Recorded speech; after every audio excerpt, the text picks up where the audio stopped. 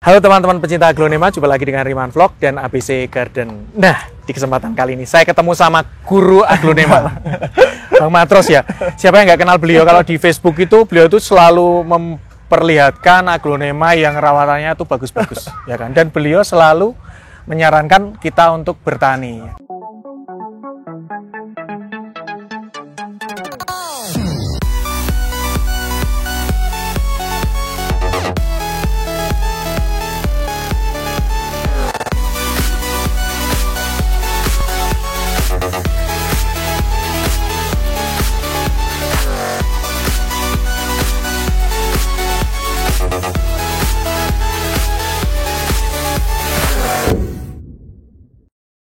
Kenapa bertani, Bang Matros? Ya, buat saya bertani selain satu buat menghilangkan pusing juga, ya, stres ya.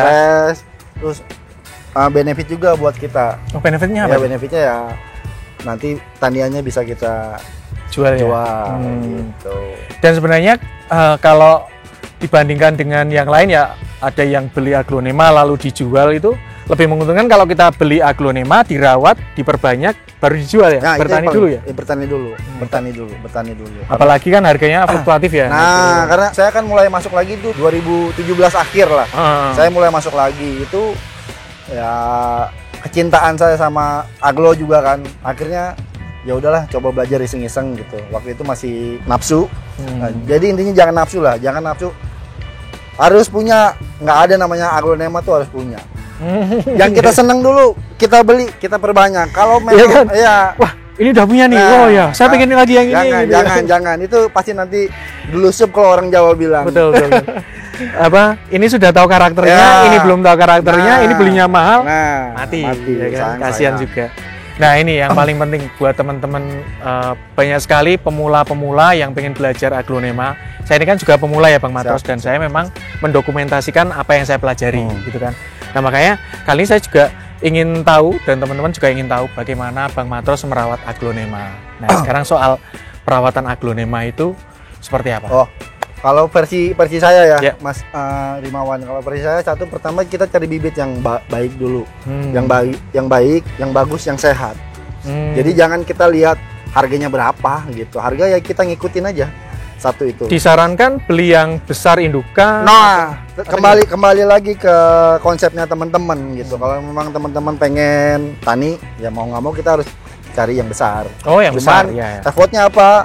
Yang besar. Resikonya apa? Uang yang kita keluarkan harganya mahal, lebih gede. Nah, jadi disaranin ke teman-teman, intinya cuma satu, bisa ngerawat udah. Oh iya. Kalau bisa ngerawat, mau yang murah yang mahal itu pasti nguntung gitu. Betul. Cari yang sehat. Ciri-ciri aglonema sehat. Ciri-ciri ya pasti kelihatan lah, kita pegang-pegang coal-coal daunnya dia ngelawan. Maksudnya contoh daun kita pegang gini dia nggak letoy gitu. Terus menarik juga ya. Catching, dilihatnya bagus, warnanya keluar gitu. Terus jangan cari yang ngampleh-ngampleh. Kan kadang suka ada tuh daun yang ngampleh-ngampleh. Oh, yang gitu ya, lepas payu gitu ya. Itu indikasi spot merah, terus busuk akar. Oke. Lalu ada kutunya atau enggak? Kutunya ya segala macam. Terus disaranin ke teman-teman kalau memang mau coba beli pohon koleksian itu ke teman-teman sekitar aja. Jadi kalau yang ada deket, yang dekat. Jadi kalau nanti ada apa-apa bisa konsultasi langsung. Karena tanaman itu sudah dirawat sebelumnya dengan cara apa gitu kan. Betul. Jadi nanti kita tinggal ngikutin, Mas. Tinggal ngikutin, toh memang kalau ada nanti perilaku berbeda ya nanti kita bisa konsultasi ke yang punya awal gitu. Oh, salah satu tips merawat aglonema memang itu ya. Jadi mengadaptasikan dari perawatan sebelumnya ya. Betul. Satu sudah beli tanaman sehat, yang kedua adalah mengadaptasi cara perawatan dari petani sebelumnya. Lalu berikutnya apa? Berikutnya ya perawatan, terus tempat yang ideal. Nah, tempat yang ideal seperti apa? Sirkulasi udaranya yang bagus, pencahayaan dari semua sisi ya. Ya, pencahayaan bagus, paling nomor satu. Kalau pencahayaan, kalau sirkulasi kan otomatis udara bisa keluar masuk dari segala arah. Betul. Kalau pencahayaan itu sebaiknya seperti apa? Apakah UV? Kalau paranetnya seperti apa? Kalau Bang Matros gimana? Kalau saya pribadi jujur, mau pakai paranet atau pakai UV saya sama aja. Jadi gini, aku saranin di teman-teman di Play Store ada namanya aplikasi Light Meter. LIGHT, Light Meter. Iya, nanti kita bisa ukur pencahayaan di situ di tempat kita berapa. Jadi baiknya jam 10 sampai jam 12 kita ukur pencahayaan. Nanti. Oh gitu, di aplikasi ya. Light meter. Jadi kalau untuk aglonema kalau nggak salah 10-30% ya? Betul. Berarti itu patokannya. Berarti besar. ketika kita nggak bisa menentukan, wah ini harus 75%, 85%, 90% karena kan cuaca masing-masing. Beda tempat, beda perlakuan. Berarti tahap berikutnya adalah install aplikasi di HP namanya Light Meter untuk mengukur kondisi saat itu, misalnya siang hari panasnya seberapa sehingga kita sesuaikan ya. Betul. Nanti taruh paranet atau seperti apa UV dan sebagainya. Betul. Oke. Pencahayaan sudah, sirkulasi udara, soal media tanam.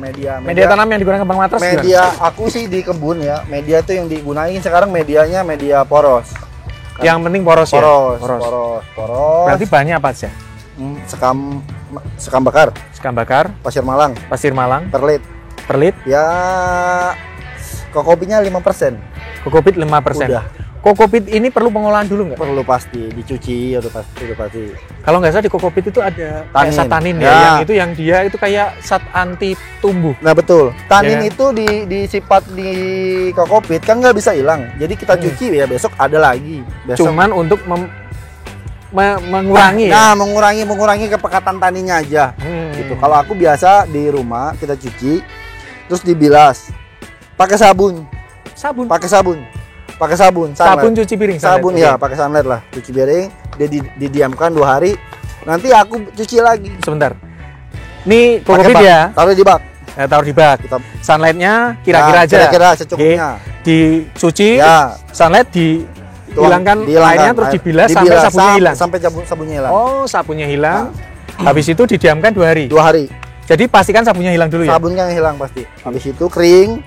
Bilas lagi sampai bersih. Sampai menurut kita bersih itu udah nggak merah gitu. Kuningnya betul. Udah sabunnya hilang, taninnya hilang. Oh, rada putih lah. Dibilang hilang yang nggak bisa hilang kan pasti kuning terus. Udah kita bisa pakai. Tunggu keringkan dulu. Oke. Komposisinya untuk sekam bakar sekarang aku 50%. 50%. Nah, pasir malang 20. Perlit 10. Kokopit sisanya. Nah, itu perlu difermentasi atau enggak atau kalau yang sekam bakar aku cuma cuci bersih aja. Cuma cuci bersih aja. Oh, itu berarti nggak perlu difermentasi ya? Nggak pakai fermentasi. Oke. Nah, dari situ kan untuk pemenuhan gizinya nggak cukup nih. Nah, itu gimana? Aku nutrisinya nih. Nah, kalau nutrisi aku sekarang mulai nggak pakai namanya yang slow release itu nggak pakai. Slow release nggak pakai osmocote dan sebagainya. Sama sekali nggak pakai. Aku sekarang pakainya AB Mix. AB Mix berarti yang itu apa? Hidroponik ya. Cuma mesti paham. Terlalu banyak, waduh. Nah, terlalu banyak ppm-nya overdosis, daunnya pada keriting. Terlalu sedikit. Tumbuh cuma nggak sesuai sama ekspektasi kita gitu. Kita bisa setting lah. Ibarat kita kayak makan lah. Perlu alat ukur atau perlu ada ppm meter namanya. ppm meter ya. Gimana ppm meternya berapa? ppm meternya untuk Debian aku udah coba di rumah aplikasi itu sekitar 500 maksimal untuk baby itu 4 sampai 5 daun 500 ppm. 500 ppm. Ya. Kalau untuk yang remaja 600 sampai 700 ppm. Oke. Untuk induk yang beranak ya, itu aku maksimal 1000. Oh, oke. Maksimal 1000. Pengaplikasiannya? Nah, pengaplikasiannya intervalnya kurang lebih 2 minggu. Oh, per 2 minggu ya? Itu untuk media yang poros. Media tanam yang poros. Oke, tadi berarti pemupukannya 2 minggu sekali dengan AB Mix tadi. Betul. Untuk penyiramannya berapa hari sekali? Penyiraman biasa tanpa pupuk ya? Iya. Penyiraman biasa tanpa pupuk itu berdasarkan sama kandang kita. Biasanya. Jadi saya nggak ada patokan Mas. Kadang kan cuaca di Tangerang panas, terus lebih panas. Kadang biasanya kita mau 3 hari karena cuacanya lebih parah panasnya, ya kita 2 hari akhirnya siram. Oh, jadi gitu. Sebenarnya itu siramnya ngocor atau? Harus kocor. Siram harus kocor. Siram harus kocor. Nah, ini PR. Nih. Siram itu harus kocor. Jangan namanya siram itu sampai cuma tuang gitu aja. Alasannya karena ada misalnya apa? Benih-benih yang patogen atau apa yang akan merusak itu nggak kebilas, jadi nggak larut. Kalau bahasa saya itu kayak apa sih residu. Oh iya. Residunya numpuk di akar, di media, akhirnya kena namanya spot merah, busuk akar, kutu. Oh iya, betul. Itu aja, paling gitu aja. Penyiraman sudah, pemupukan sudah. Nah, sekarang soal tani nih. Tani itu kan perbanyakan. Perbanyakan yang paling disarankan oleh Bang Matros. Saya sih perbanyakan untuk teman-teman yang pemula ya. Yang paling aman tuh angkat induk. Angkat induk paling aman. Paling aman angkat dikasih induk. Akar paling enggak ya. Paling aman angkat induk, pucuknya boleh pakai akar, boleh enggak? Boleh. Dan saran juga untuk teman-teman memang mau pakai cara yang angkat induk, diutamain daun 1 2 3 4 daun bawahnya itu harus yang sehat. 1 2 3 4 daun bawah harus sehat. Jangan daun yang sakit. Karena daun sakit nanti apa sih kalau kita bilang nanti dia udah layu, pupusnya nggak jadi naik gitu. Jadi kesusul. Kan gini ya. Misalnya ini ya 1 2 3 4 dipotong sini. Ini layu otomatis kan nanti dia akan membusuk yang di dalam tanah ini nggak bisa memberikan nutrisi ke atas. Betul. Jadi kenapa saya bilang 1 2 3? Jika daun ke-1 paling bawah layu, ada daun 2 ke 3.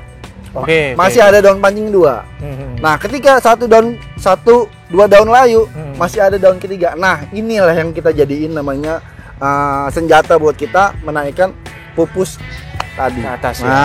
Oke. Untuk menanam tanpa akar.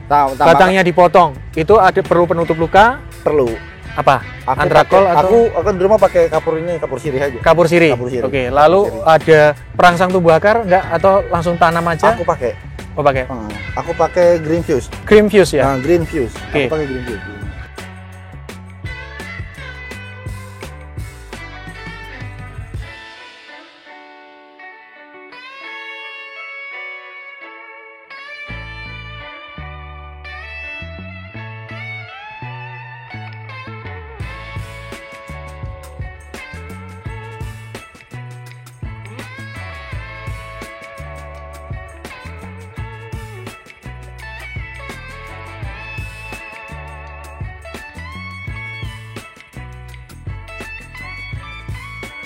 Ditanam di media tanam yang tadi enggak beda. Ini. Kokopit itu media yang paling bagus lah untuk merangsang akar baru. Asal sudah diolah tadi. Jangan kokopit yang baru beli dipakai. Ya, itu semua habis lah. Iya, siap. Bagus. Terus sungkup ya, Mas? Itu pakai sungkup. Sungkupnya gimana? Kalau tanpa akar ya sungkup kantong plastik aja bisa. Tapi plastiknya yang bersih ya? Yang bersih, yang steril. Jangan plastik bekas pohon sakit. Kan kadang-kadang kita ada suka namanya tuh nyungkup pohon sakit. Terus besok kita pakai lagi. Nah, itu penyakit lah. Udah itu ya, pasti ya. Salam lah itu. Boleh. Nah, selama ini setelah tani sukses, yang biasanya Bang Matros jual itu yang anakannya, remaja atau indukan atau seperti apa? Tergantung. Yang pasti kan kita harus target dulu ya, Mas. Bener ya, Mas Iwannya. Kita misalkan punya 1, harus punya hasilnya 1 gitu. Supaya jangan sampai kita nggak punya sama sekali gitu. Jadi itu 1 kayak ya harus gitulah. Harus ada backup baru keluar. Kecuali memang harganya bagus ya kita kasih lah, kita cari lagi gampang nanti. Oke. Beberapa kali kan memang Bang Matros selalu menunjukkan tanaman-tanaman yang sehat, lalu ada ppm meter ya. Betul. ppm meter dan sebagainya itu. ppm meter itu disarankan yang seperti apa? Kita kalau bisa digital atau yang digital yang kalau bisa sekalian dibeli yang ada pH meternya, Mas. Kan suka ada yang 2 tuh. Ada yang sendiri, ada yang 2. Kalau beli yang 2 sekalian, jadi yang ngukur pH bisa, ngukur ppm bisa. Oke. Untuk ngukur pH itu bisa pH media tanam atau pH air aja? pH air media tanam. pH air dan media tanam. Kalau nggak salah media tanam untuk aglonema itu di angka 5,5 ya? Betul. Air juga? Air juga. Sama 5,5. Sama 5,5. Mentok-mentoknya di 7 sampai 7,5. Betul. Kan? Itu netral di 7 ya? Nggak boleh lebih dari itu 8 nggak boleh. Apalagi terlalu asam ya. Kasihan pohonnya. Oke, siap. Banyak ilmu ya dari Bang Matros ya, luar biasa. Kalau teman-teman bisa lihat itu di Facebooknya Bang Matros. Instagram juga sama Bang Matros. Instagramnya juga Bang Matros. Dan teman-teman selalu tanya itu peso yang 2 gagang, yang 1 itu tajam, yang belakang itu cuman tumpul. Itu kalau mau beli langsung ke Bang Matros ya. Saya nggak punya stoknya. Terima kasih Bang Matros sudah buka-bukaan ilmunya. Ya, sudah di-share semuanya, rahasianya, sampai penonton juga pasti ya mau belajar dan semangat ya. Siap. Pesan-pesan. Kata-kata. Pesan-pesan kalau aku gini, buat teman-teman penghobi aglo, jangan kita cinta aglo itu berdasarkan ikut-ikutan atau ada duitnya. Betul. Duitnya nanti effortnya gitu, ngikutin kita gitu. Jadi rezeki pasti ada. Betul. Jadi toh saya pun waktu awal-awal balik saya nggak mikirin uang ya. Yang penting kita bisa konsisten, bisa bermanfaat untuk teman-teman. Ya saya kan 70% dia pedagang. Jadi kita bisa memenuhi teman-teman yang mau cari barang apa kita ada, mau cari barang apa kita ada gitu. Jadi intinya jangan namanya beli aglo itu karena gengsi, satu itu Mas. Terus nafsu, terus pengen dipuji-puji. Jangan. Siap. Benar. Keren. Kalau beli berdasarkan itu, wah nangis nanti. Nangis ya? Beli berapa hari lagi mati ya kan? Jadi belilah aglo itu karena suka, karena cinta. Udah. Baik. Selesai beres. Terima kasih banyak Bang Matros, ilmunya dibuka semuanya ya, rahasianya ya. Dan demikian konten kali ini. Terima kasih banyak. Semoga bermanfaat. Sampai jumpa di konten-konten selanjutnya.